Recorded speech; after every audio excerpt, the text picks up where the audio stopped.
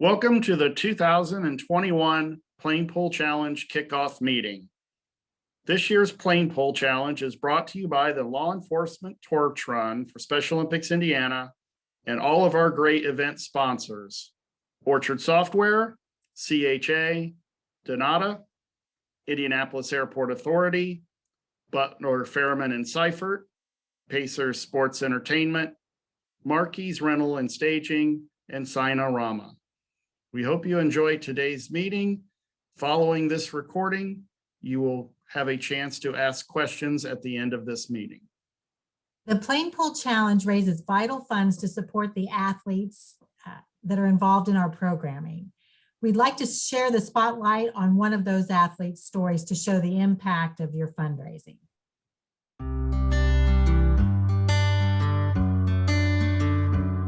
I'm Dakota Moore.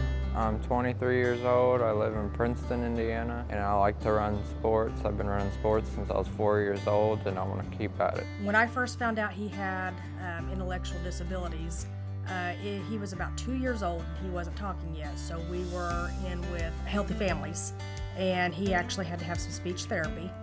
And he didn't say his first words till he was about 2 years old. So that's how we initially found out that he had a little bit of a delay. We first got connected with Special Olympics whenever Dakota was in middle school. His teacher introduced us to it. Special Olympics has had a big impact on my life for these reasons. It's helped me get a good job, and it's just a good, big old family. I had a lot of friends in there, and everybody's encouraged me.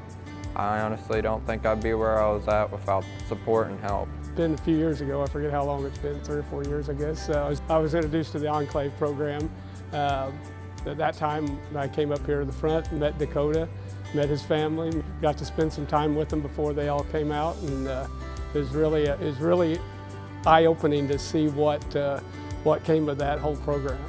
I think the impact that it's had on the special needs folks who are working with ARC and the consumers of our services has been incredible. You know, we've seen about 30 people gain full-time employment here on our campus, and it's really neat to see those individuals gain some independence through inclusion. You know, as a result, my son's actually been working here for 3 years through the program, and it's been phenomenal to see him learn how to drive, live on his own, things that my wife and I never thought could happen. When I was younger, I didn't think I'd be able to get a good job, and I didn't think I'd be able to keep on playing sports like through school and stuff. But then I learned about Special Olympics, and that's what helped me push my limits. I work in the East Body Weld, and I make all the doors for the Sienna and Highlanders.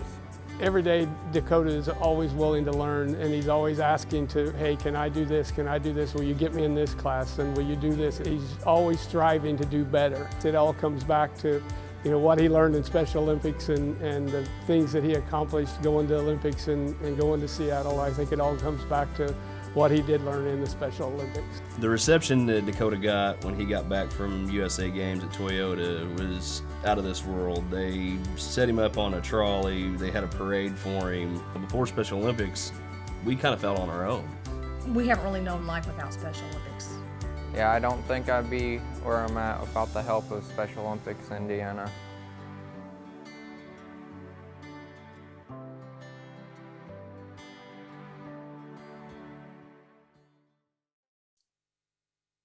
Let's take a look at this year's fundraising and competition schedule.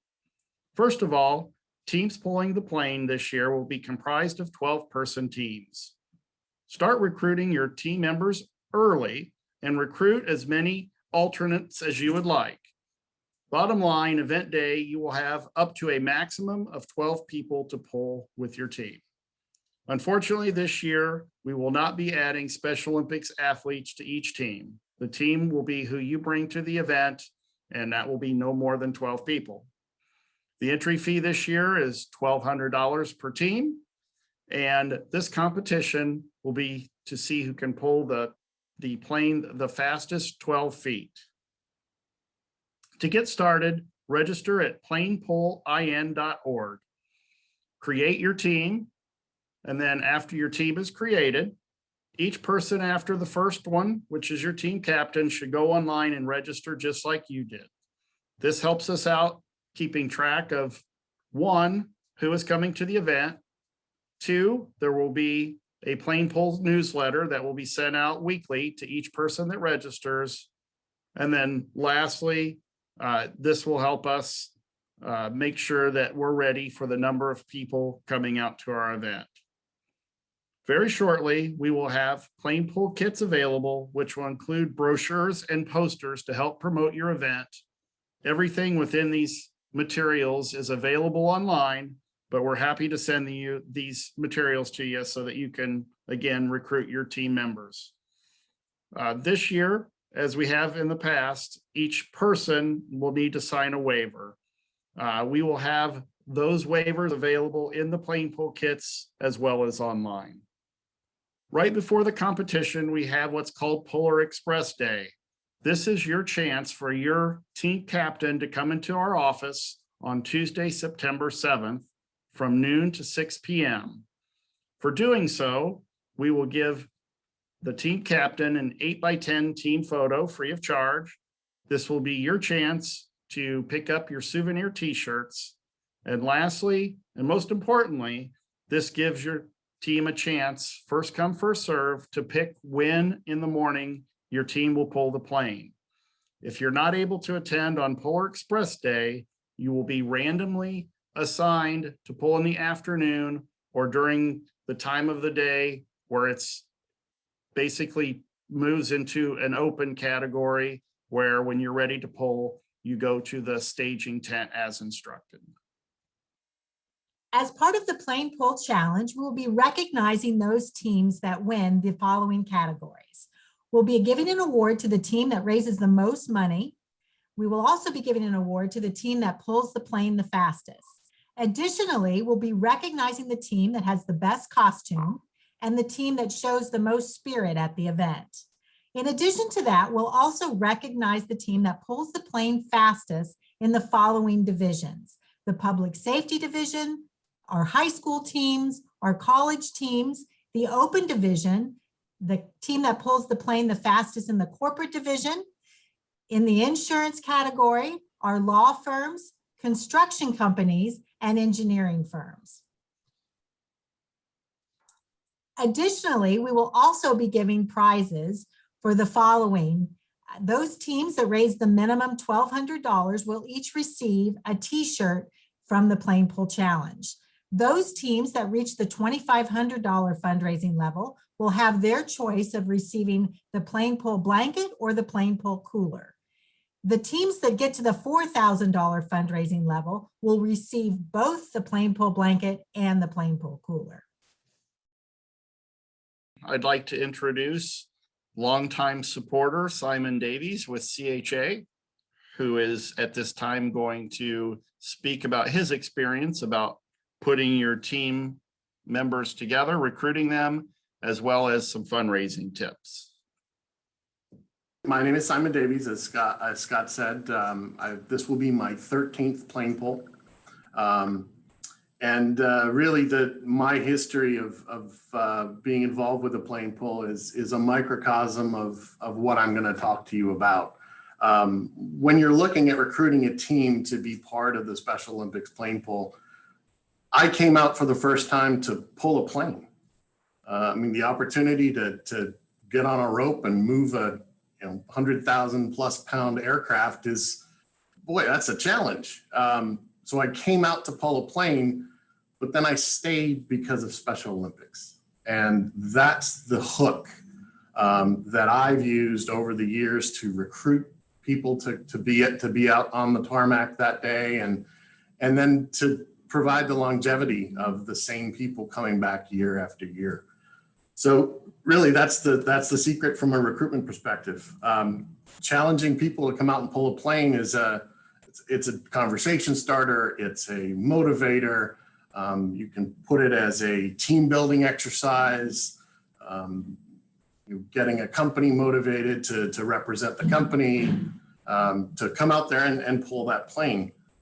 Once you're out there and you're exposed to these amazing athletes and to this organization, it's not difficult to get people to come back a second time. So if you can get them out there for the first pull, you've laid the foundation for a very long and wonderful participation in this event. From a fundraising perspective, over that 13-year period, we've fundraised just about every different way as possible. The Special Olympics of Indiana has a wonderful system set up. The First Giving platform is a very easy and intuitive platform to use. You can set up your personal fundraising page, tell your story, why you're involved. Just about everybody I've talked to has, when they really look at it, a connection with Special Olympics. It could be a family friend, it could be a family member, and telling those types of stories, that personal impact story, really accentuates and makes that fundraising process easier. So the First Giving platform is a very, very great one to use, setting up that page, setting a personal goal and meeting or exceeding that goal. With my involvement on a corporate team, we've had team members that for whatever reason just aren't comfortable with the idea of personal fundraising.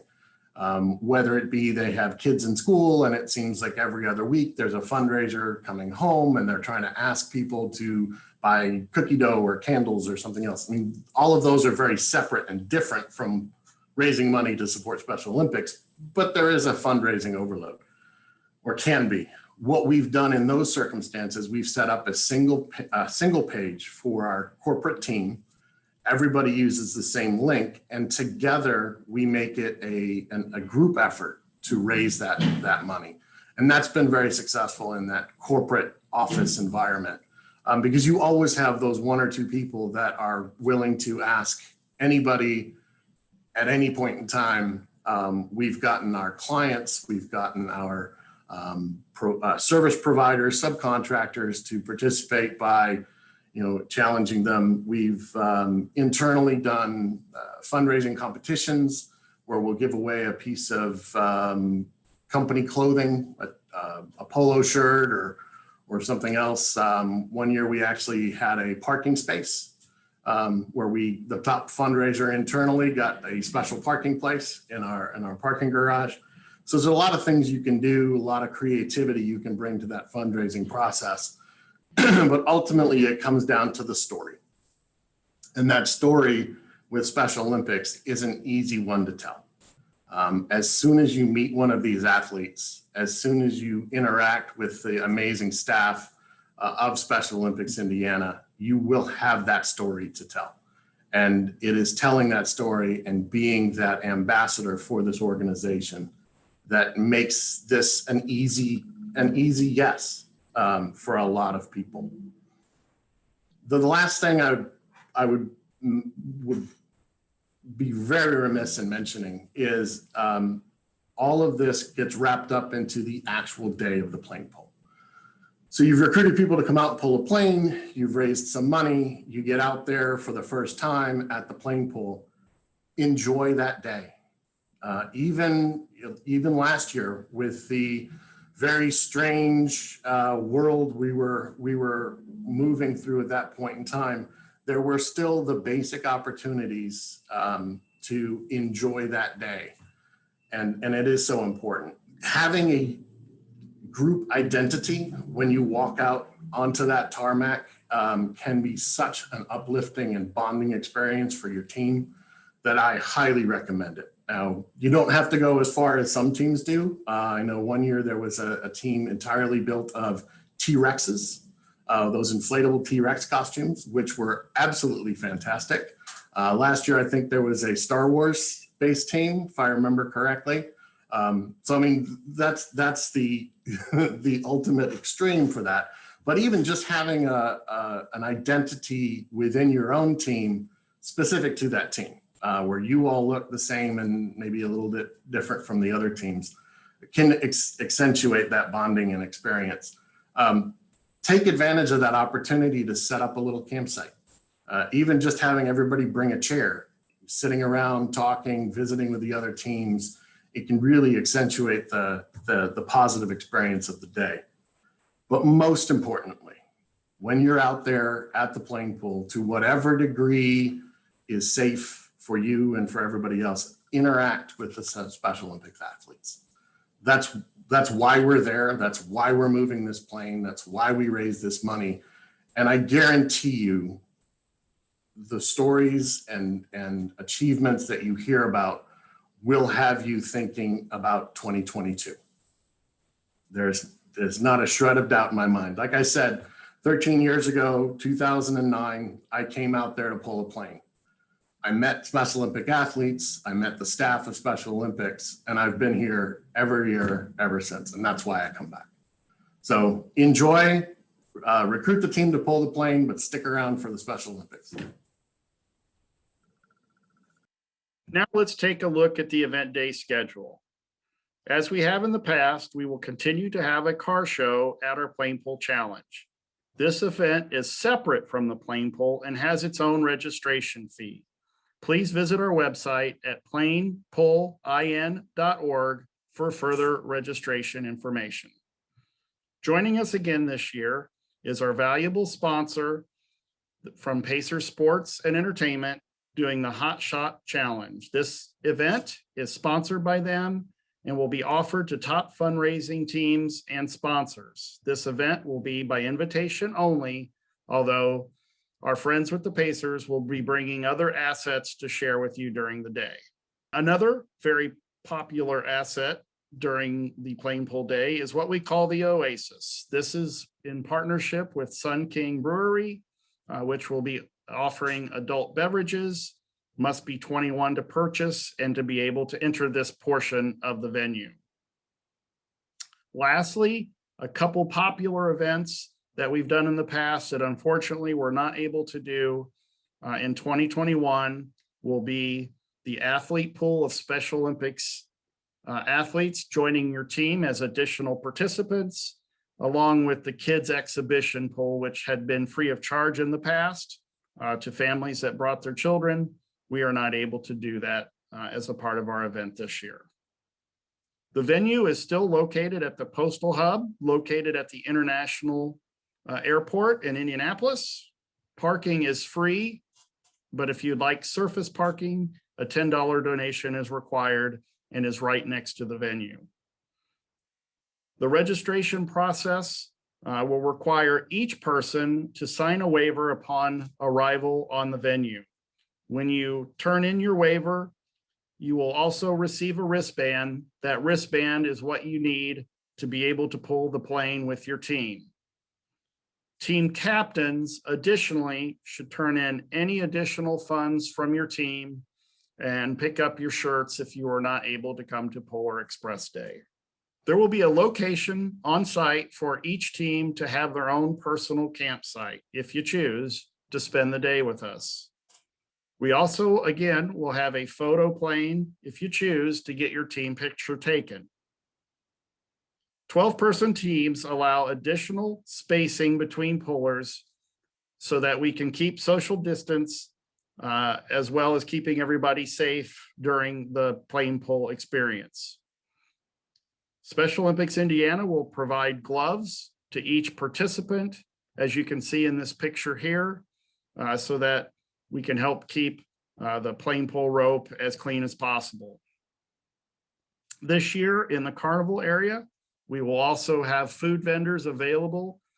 For more details on that, we will add that information to the weekly newsletter to keep you up to date on what food will be available, along with any additional carnival activities for families. Last year, we were able to give out Play-Doh and chalk to those that wanted it to with children as an additional activity to do. This year, we are still looking into what we're able to do during the event to keep your families active and involved while you're not pulling the plane. Lastly, we are able to take spectators. They can feel free to come with your team, just like any other participant, but they will have to go through the procedure at the entry gate to complete the waiver to gain entry. That concludes today's video. At this time, we will answer any questions you may have.